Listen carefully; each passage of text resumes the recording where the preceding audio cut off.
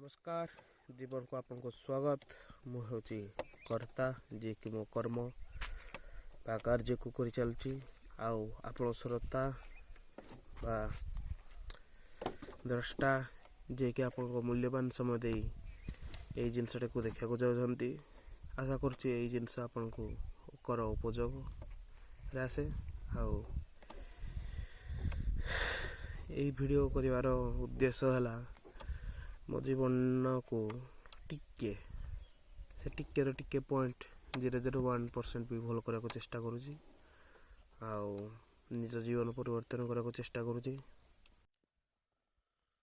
तो मोर वक्तव्य शुणी ना उभय सरस्वती शिशु मंदिर गुरुजी गुरुमा आउ एकादश शताब्दी पिला माने मो भाषाटा को बुझी पार नुथिबे।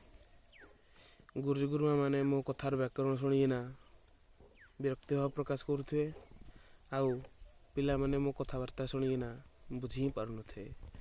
सेति पई ए जुगर भाषा व्यवहार करा पड़ुची।